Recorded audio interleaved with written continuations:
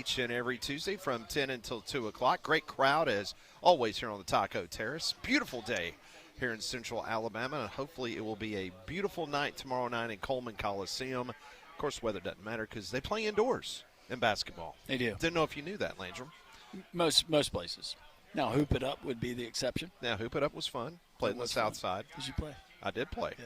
Had multiple teams. Yeah. That's fun. Didn't get very far, but yeah, That's all right. It was fun. It's all about the experience. You know, calling your own fouls is kind of problematic. You mean when both teams want to win? Yeah, it's just crazy. It's weird. It's nuts. All right, let's talk some hoops. Let's go to one of our buddies from the state of Arkansas, ESPN Radio in the state of Arkansas. Ty Richardson joins us here on Three Man Front. I know we're probably taking away from his tea time, so we'll keep this short with Ty because I'm sure it's beautiful out in Arkansas. What's your today. gin right now? What is your gin right now? I want to know. It's not high. It's not high enough for Landrum. It's 15.9. I'm actually, as you say that though, I'm on my way to the golf course, so I'll be there in probably about an hour and a half. But I don't know if y'all saw the USDA just named Arkansas the highest handicap index. So I know there's a lot of great golf in Alabama, but don't sleep on Arkansas when it comes to golf. You said you're on your way to the golf course, but you said you'd be there in an hour and a half. Where are you going to play golf? Missouri? So Tulsa, Oklahoma.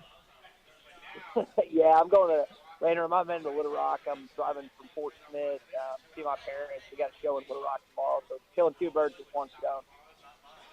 Well, very nice. Well, we appreciate you carving out a couple of minutes for two local yokels like me and Landrum Thanks today. for catching us here on the turn. Yeah, thanks. Come Appreciate on, that. Come on, very Pat. much. You know I always got time for you. Hey, is that Hoop It Up? Is it like upward basketball? I heard y'all No. This is grown men who thought they should still be playing competitively, entering a tournament. It's three-man teams. Yeah, it's 3-on-3 basketball. Yeah. And it's like half court, and it was set up. It was like when it first started, and I know you've been to Birmingham a few times, down on the south side, we have a section called 5 Point South, where you got 5 roads that intersect together, and they would close off all the roads, and they would set up portable basketball goals.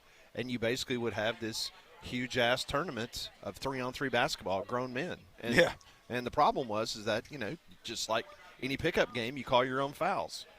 that became problematic at times. Oh, man, that sounds awesome.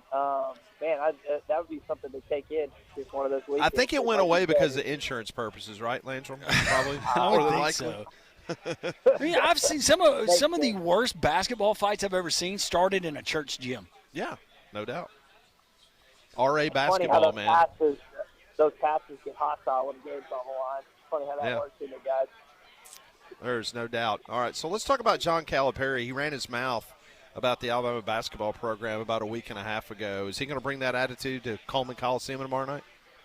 Man, I kind of wondered what Nate Oates is going to use as ammo heading into tomorrow. And, I mean, Cal, Izzo, you had several coaches come out. I think Cal was probably the most notable, being that when he speaks, a lot of people listen. And listen, I think Alabama is going to use that to their own advantage tomorrow.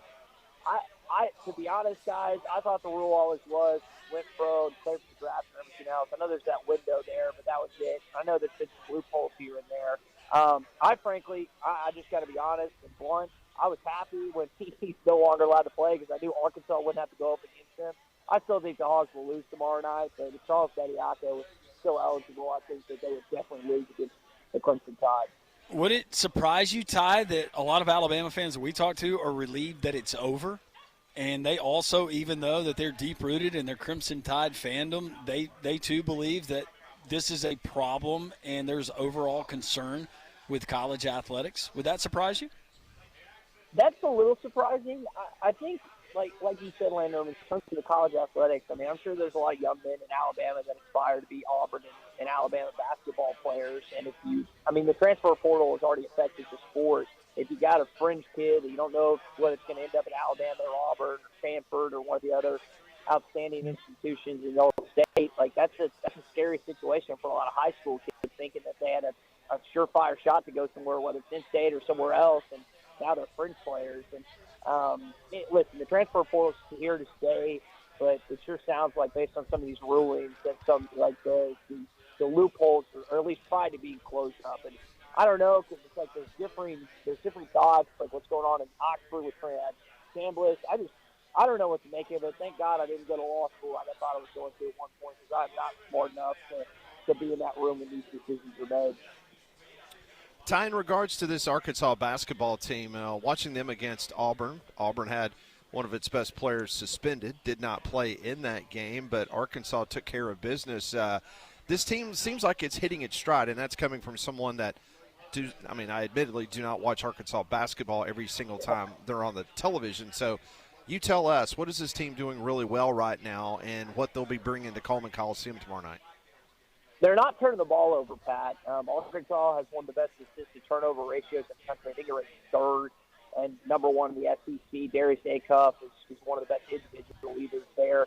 They're getting in the paint at 52 points in the paint against Auburn last game. And those are two big strengths. Defensively, they played, like you said, no Keyshawn Hall. And Auburn, Pettiford and Murphy were special, but they didn't really have any help from anyone else. I wonder how that game would have gone if Paul was playing. LSU didn't have its best player in Thomas, and then Mississippi State, Hubbard was held in check. But, Alabama can beat you with three different guys, between Rightsell, Philon, and also Holloway. So I'm curious to see if Arkansas can have that same defensive approach that they've had these last 3 wins. If you look at ceiling, Ty, for this Calipari team, what is it? Man, I think it's like Sweet 16, Elite 8. People that think this team's going to Final Four, I think it's nuts. I just, like, in the SEC, I know it's not as good as it was last year. Like, the premier team is Florida. And I remember actually going on with you guys last February and saying I thought the Gators would go on to win the national championship just because of that front court, man. And now those guards are settling in form with Flan and Reed. Arkansas has the guard play, I think, and the wing play. And they have a 4 in Trevor Brazil that I think a lot of college basketball coaches like on the team. But they don't have a center. I like Nick Pringle as a leader and on defense, but offensively, he's kind of taking a step back to what I saw at Alabama and South Carolina. So I just don't think they have a center to get to Indianapolis, Indiana. So I would say second week in Lander. In regards to the rest of the league, we've been debating this for the last couple of weeks in regards to where this league is going to fit in regards to, is it going to be 10, is it going to be 11? What potentially could it be, in your opinion, Ty, in regards to getting that call on Sunday, on Selection Sunday? I sure think it's 10. I know 14 last year, that was the anomaly. I don't think the SEC is as big as the Big 12, good as the Big 12, I should say, this year. I think there's a fair debate, at least with the Big 10. I know the ACC has Duke at kind of the top, but I don't know if that's what they need to stack up. I think the SEC had, Vanderbilt, Arkansas, and who's the other team? Florida, I think, are the only AP teams ranked this week, if I remember that right. So I know net rankings are weighted a lot more in this situation, but I don't know if they get 11 or more this year, guys. I think it kind of settles around 10 or less. Ty, we know that college football has not been friendly to the Razorbacks in recent years, but you still got basketball. You still got baseball. There's other sports there that you guys like to cheer for. But when it does come to football, I'm not hearing a whole lot of buzz and excitement coming out of Fayetteville following the hiring of Ryan Silverfield. Paint a picture for us. How's it going? Well, they got their press conference going on here in about 20 minutes. It'll be Silverfield, Tim Crancy, the offense coordinator, Ron Roberts, who's had stops in a couple different SEC places, and also Chad Lunsford, who I think has an Auburn connection. So for the Razorbacks football fans, it's not. You're exactly right, Lando. This is as low optimism as a new coach I've seen in this program, and that's not all on Ryan Silverfield. It's just fans since 2012 have watched this team win above 500 in the SEC one time. Think about that. One time they finished above 500 in the Southeastern Conference. They've been the other school's whipping boy for a number of years. And yeah, there's been the occasional good season like in 2015 and 2021, but most of it's been mediocre or just disgusting. And that's what we saw last year at 2-10. And there's no, based on Arkansas's upcoming schedule, which ranks anywhere you look from 2, 3, or 4 in all of college football, there's no reason to believe that this team is going to make a major jump, even with new life and a new head football coach. Ty, back to basketball for a second. I'm just curious. You may not know this number. But do you have any idea what the NIL spent on the roster for the Arkansas basketball team this year? Ballpark, maybe? I think Arkansas was spending over 10 last year, and I got that from a pretty reliable source. I know Kentucky spending that $22 million. Todd Golden was joking about that after the one beating them the other day. I'm gonna guess, and I don't have any. I'm gonna guess like 15ish. Okay. That's just kind of where I'm thinking. I don't think it's like 20 plus. I also think they took a significant jump up, but I don't know if I'm as solid about that number, Pat, as I would have been if you asked me this last year. It's just interesting because we're wondering if these numbers were inflated, because I saw a story and it was pertaining to this particular Auburn roster, and they had guesstimated from sources that it was around $12 million. And I was just trying to, equate that. Where is the rest of the league, and then where would it be? But Pat and I discussed it. I think a lot of this is just you kind of moving stacks of money, and how it's represented or how it shows up on a spreadsheet can be interpreted different ways. It's like the clip from Wolf on Wall Street where McConaughey is like a fugazi. Like no one actually knows. It's just like a guess. And I think these coaches to get mad when they hear it, when reporters ask them about reported figures. It's like, okay, well, you can't really get mad because we're trying to figure out like who's actually worth the money that's being paid, not just in college basketball but in college sports. Fans want to know if they feel like that whether it's the athletics department, the NIL collective, or whoever is making the right move and paying the right guys. So I can't really fault fans or reporters for wanting to know those facts and trying to unearth them and figure them out as best they can. That is Ty Richardson from ESPN Radio in Arkansas. Ty, always great to catch up with you. Hit them straight this afternoon, and we'll catch up with you very soon. All right, guys. I'll see y'all in a few months at the SEC baseball tournament. Sounds good. Thank you, Ty. That is Ty Richardson joining us from ESPN Radio in Arkansas. He joined us on the Higginbotham Hotline. You deserve solutions that are built for you. Higginbotham is your one-source solution for insurance, financial, and HR services. Some of the takeaways, what Ty said, we've got college football predictions coming out left and right. Are we in February? That's right, February. We love it, don't we? Three-Man Front continues live from Social Taco in Homewood.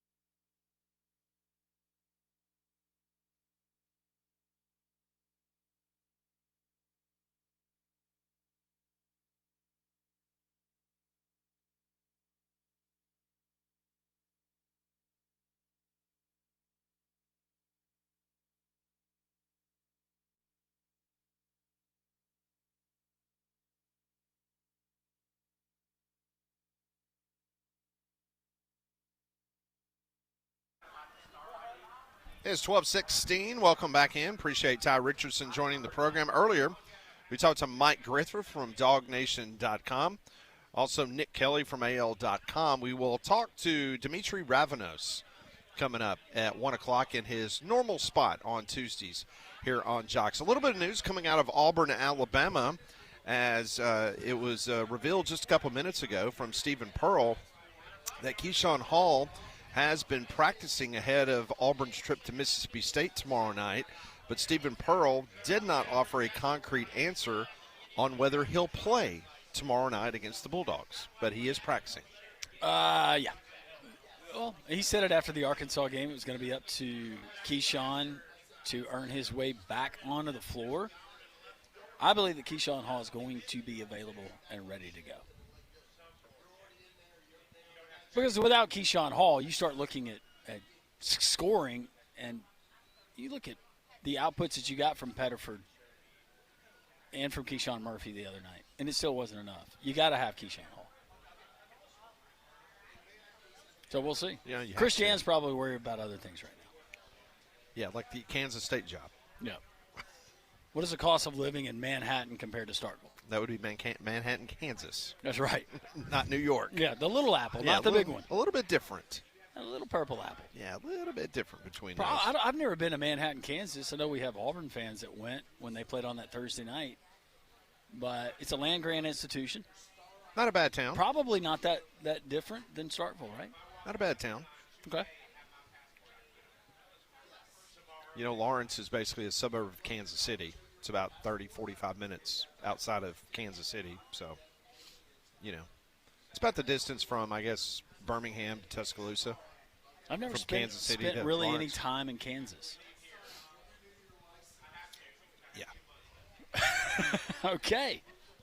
It's a sunflower state. Yeah. A lot of believe it or not, a lot of turnpikes in Kansas. Okay.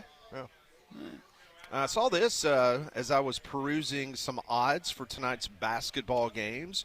Are you aware that the Birmingham Stallions is the early favorite to win the UFL championship? With those uniforms? Never. I'm kidding. Stallions are plus 350 to win the UFL championship, followed by the Dallas Renegades at plus 375, the DC Defenders plus 400.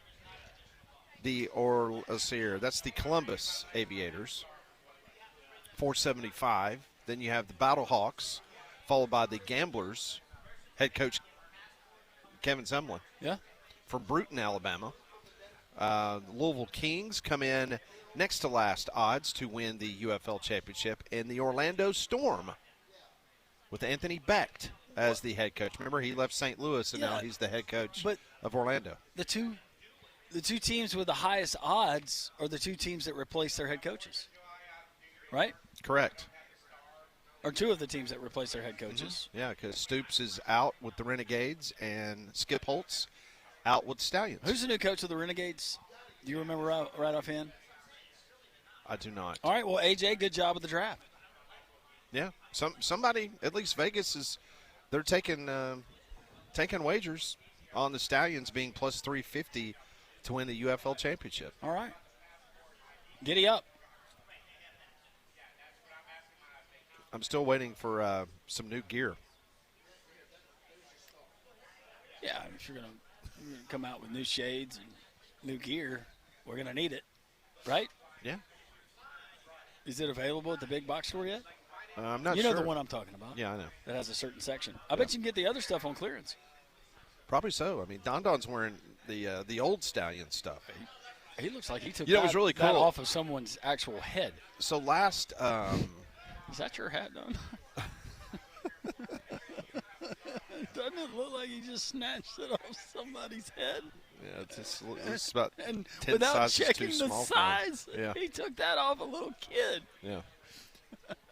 Got the junior hat. It was really cool when we were at the Crafts Remote, and Joe from Vestavia was there, and he was wearing an old school Birmingham Stallions, like the tri design. You know what I'm talking about, where it's Yeah. kind of like if you think about the Montreal Expos old hat, the pinwheel type hats. I have that hat. Yeah, It was the not made out of Stallions. wool either. No, it was made out of that Mhm. ballpark hat that Yeah. we got when we were kids. Yeah. Not with the trucker hat, but it was the in between. Yeah, Joe from Vestavia had that. He said he bought it off eBay. That Montreal hat was a cool hat. Yeah, pinwheel hat. Yeah. Really, all the pinwheel hats. The Expos hat. That's one of the hats I need to get. The Expos. Yeah, with the white face front. And then the red and the blue. Yeah, the different tones. Yep.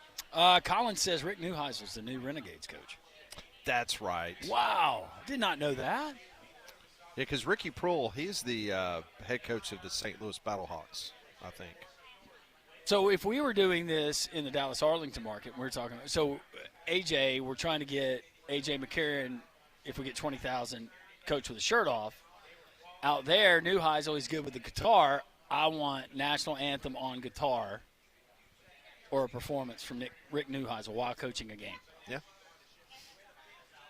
By the way, our buddy Kevin is going to be playing the national anthem, performing the national anthem with a saxophone tomorrow at Coleman Coliseum. And then on March 8th, he's going to be at Bartow for Senior Day, there for UAB. Very nice. Doing the same thing. We are 200 days away, believe it or not, 200 from today, the start of the college football season. From Saxon? Not from Saxon, but from Alabama and Auburn taking the field.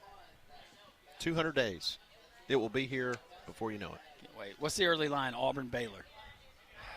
Auburn is a 7.5-point favorite. Okay.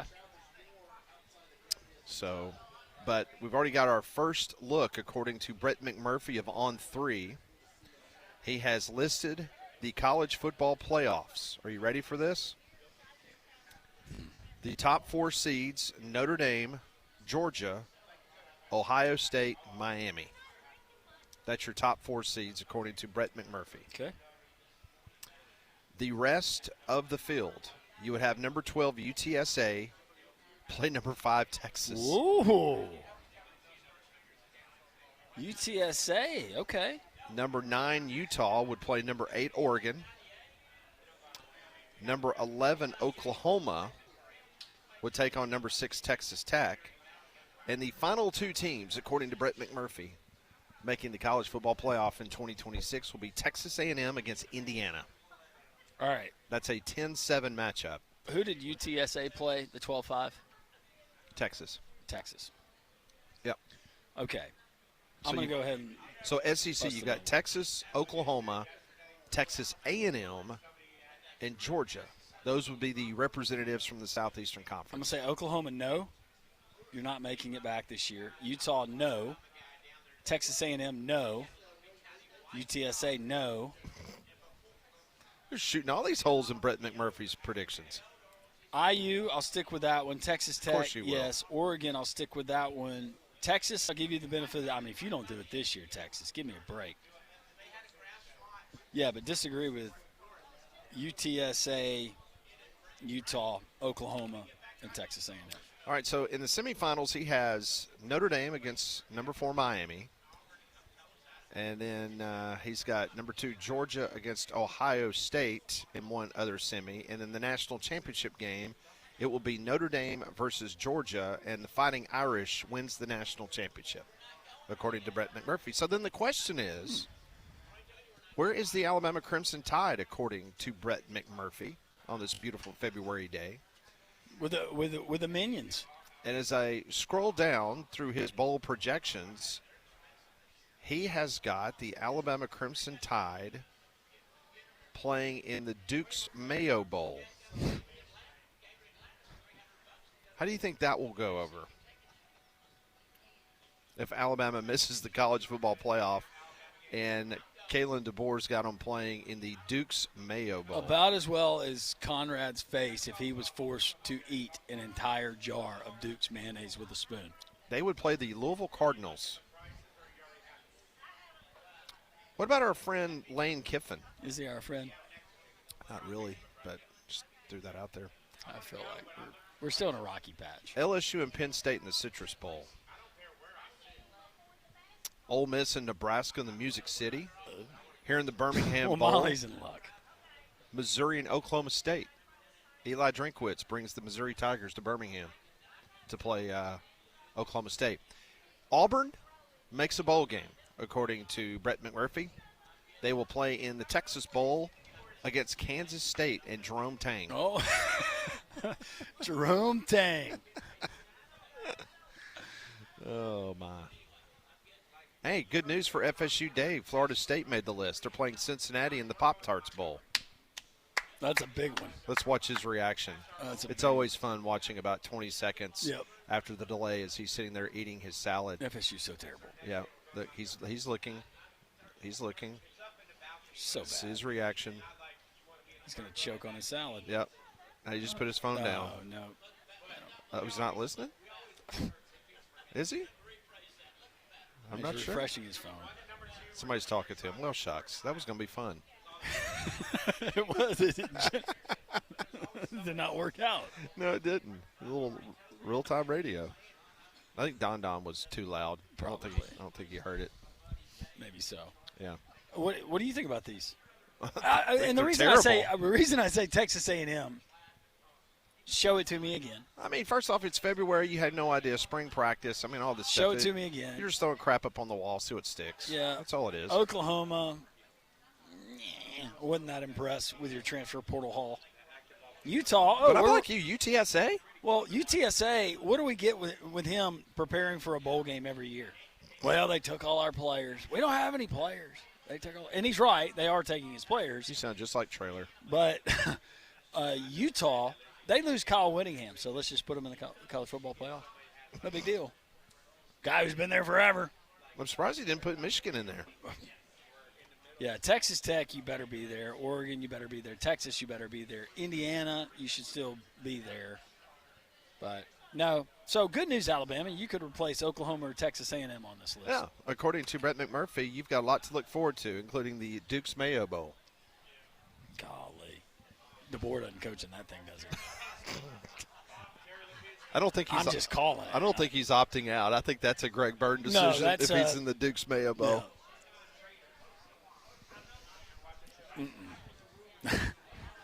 Yeah, that's problematic. And then what? Who's your interim? Kane?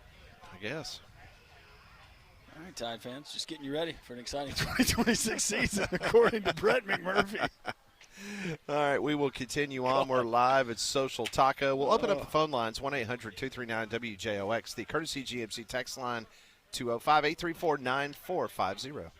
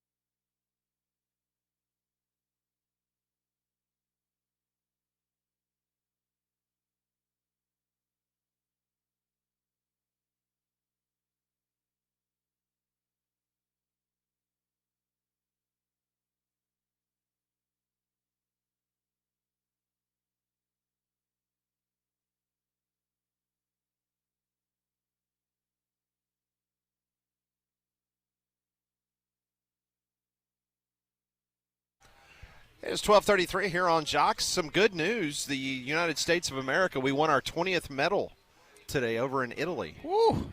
So we've cracked the 2-0. We're out of the teens and That's right. into the 20s. That's right. Now, if Norway would just quit. Or take some drug tests. Let's take some drug tests.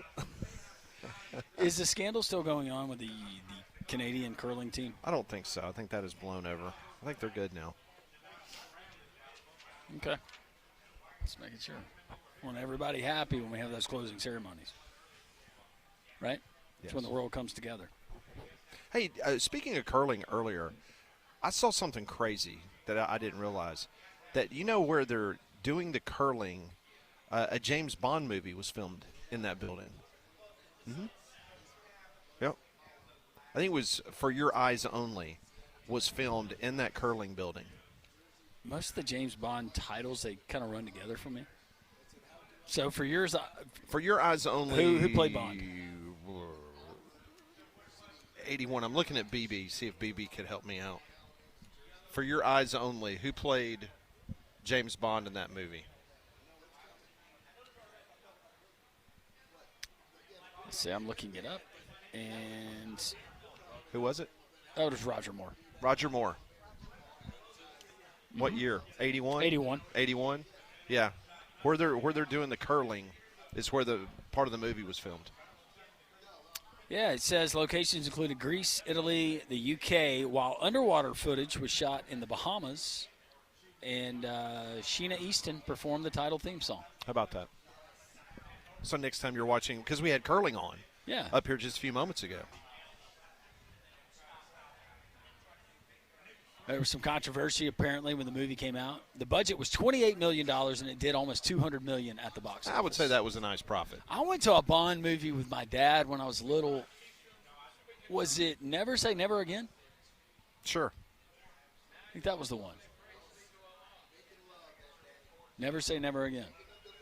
There's some good movies. Classy, but a little racy. Wouldn't you say, with the Bond movies? Mm-hmm. Okay, there you go.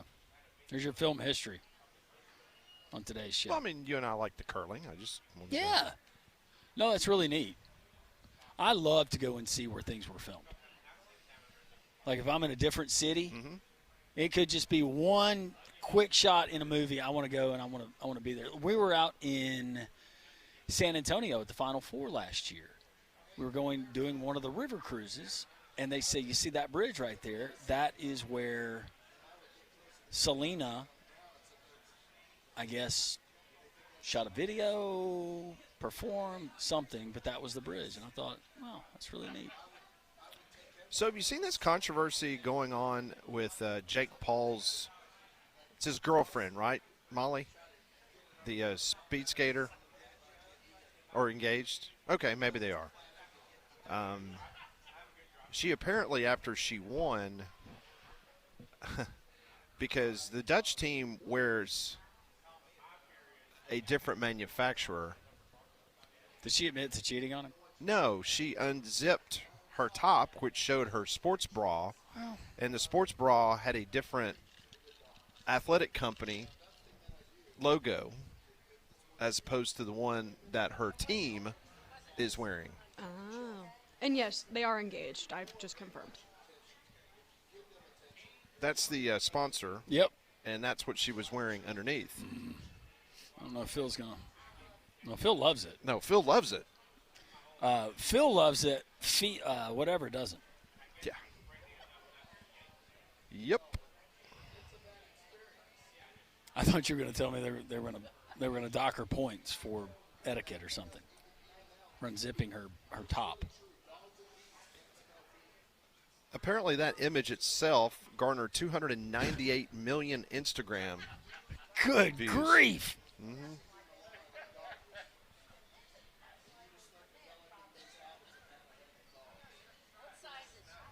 And that was the China news service that took the picture?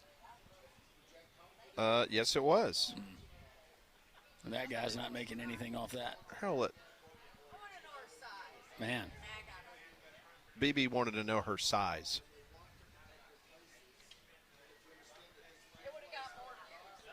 Yeah, BB makes a good point.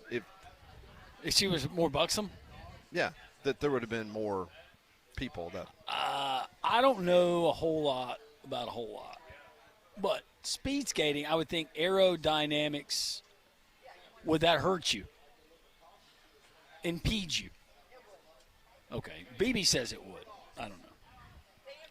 So apparently she has, I guess, 6.2 million Instagram followers.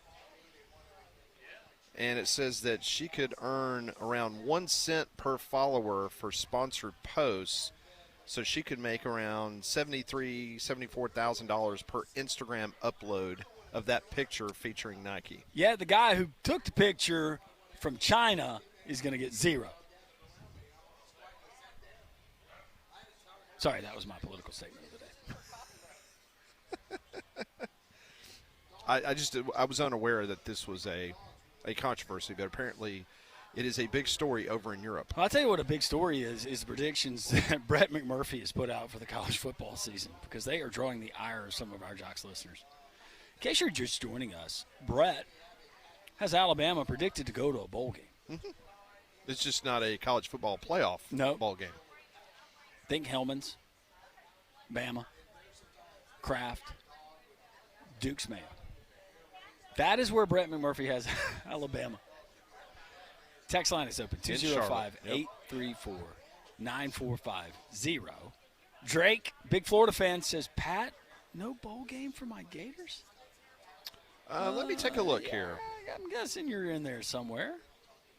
Let me take a look at some SEC teams according to Brett McMurphy. Let's see, as I'm scrolling. Auburn is in the Texas Bowl for Auburn fans, yes. According to Brett McMurphy. Tennessee is playing SMU in the Gator Bowl. Okay. Langell mentioned Auburn in the Texas Bowl. Birmingham Bowl is the Missouri Tigers. Ole Miss is playing Nebraska in the Music City Bowl. Ooh. Oh, I could see Evie and Brett. Oh, my gosh. That's the first thing I said. This is the awesome. perfect bowl. Let's just let Nebraska come to Nashville every year. Molly will be Yes, happy. please. I'll be so happy. And the ReliaQuest Bowl in Tampa, Florida and Wisconsin. So Florida did make a bowl game. LSU and Penn State in the Citrus Bowl. South Carolina, South Kakalaki, they make a bowl game. The Liberty Bowl against Houston. Does that say Beamer's job? I don't know. And that's it. That's all the SEC teams, along with the teams that made the college football playoff. So if Levy doesn't go to a bowl this year, you think he's out at Mississippi State? They give him more time. It depends on what that number is. Let's say it's 5. Because I feel like Let's they're say getting 4 or better, 5. don't you? Do you Yeah. feel like Mississippi State's gotten better in the 2 years that he's been there? It hasn't translated to W's, but the product on the field looks better to me. It does. Defense was dreadful the first year because they lost everybody, and they knew it was going to be dreadful. Last year, it improved a little bit. Given based on the conference he's in, the state he's in, the money at play, I think Levy, maybe he's one of those unique exceptions. See improvement this year, maybe not get to a bowl, but at least give him another year. Yeah. Don't you agree with him when you see the team? Yeah. It looks – Yeah. Yeah. And I think they're making some headway when it comes to high school recruiting, for whatever that means these days. Let's see. Uncle Jerry from Hayden chiming in.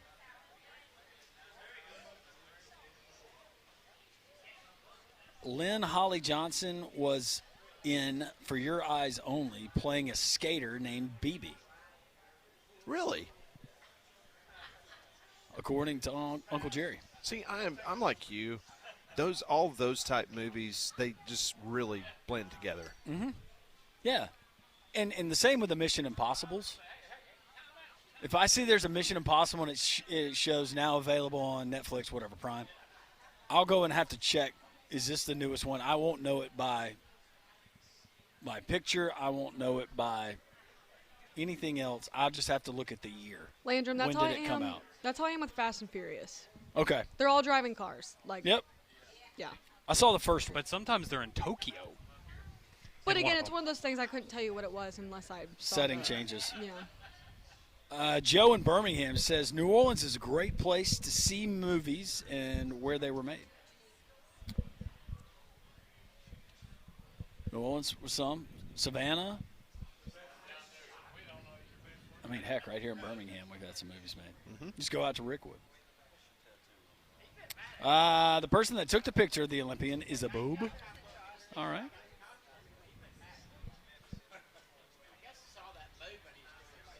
Don't know what that one means. Rick Neuheisel, yes, the new Renegades coach. And Cigar Cowboy says, when it comes to the state of Kansas, corn, flat land, straight roads. That's it. Yep, it is. That's a good way to describe it. Conrad Van Order joins us here live. Did you text this, Conrad? Text what? Oh, is it Faye? Yeah, that was me, right? No, that's not the one. Because someone found out my trick today that I'm actually Faye. That one. Oh, is it the luge one? Yeah. No. That wasn't one of your friends? No. Because, see, I read that and I told Landrum, I said, I would, like, I'm an open book, as you know. I wouldn't even admit that if I'd done it. That's why I didn't say it. I appreciate that for that person's privacy. So earlier on the show, we were talking about a post that we saw on social media about Ryan Williams, Hollywood Ryan Williams, about him potentially being engaged, and we didn't know if it was true or not. It seemed fake. Now you had reached out to some folks, and the people that you talked to gave you the impression that it was not real. Yeah, nobody could verify it until a couple of moments ago, and I am happy to announce some breaking news, I guess, here on the show. Ryan Williams is officially engaged to be married. I talked to somebody who was in communication with a florist and some of the planners who helped put the proposal together, and so fortunately Nick Kelly put his detective cap on and found out some information, and so yeah, it is real. He is engaged. Now, I know there's a lot of details floating around about the lady on social media. I don't know anything about her, if that's true or not. According to social media, she's 25. Yes, there have been multiple things reported on that. I know some people have reported that she may already have a child. I don't know if any of that is true, but I can confirm that he is officially engaged. Well, at 19 years old. So congratulations to up Ryan until Williams his last and the lucky birthday, he lady. was considered a child. I'm sure people will react to this normally. They always do. They always do. I'm sure the text line will really, especially the guy from Georgia that always likes to text in about Ryan Williams. But let's go back through some of the low points of the season. Okay. You see where I'm going with this? I see the angle. Ryan was focused on love. Now he's got love wrapped up. So this could be a good thing. I think this could be good for you, Conrad, moving forward. This could be good for whoever I made the bet. What was it? The Molly gets to paint my fingernails if he goes over 1,000 yards receiving this year. Well, now he's got his beautiful bride, and potentially he has Larry, don't act shocked. a child to take care of. Yeah, and again, I don't know if that's potentially. Yeah. Don't know if that's true or not, but that is part of why I said I'm sure people will react to this normally. And so it did happen, right? They aren't engaged. yes, I have. Yes, Nick Kelly has confirmed that with me. It'd have been really cool if he'd have done it on the Jumbotron at Coleman. Just saying. All right. We've got that cleared up. We will talk Kevin to could play something on the Dimitri Ravenos will join us at the top of the hour. This is Three-Man Front on Jocks.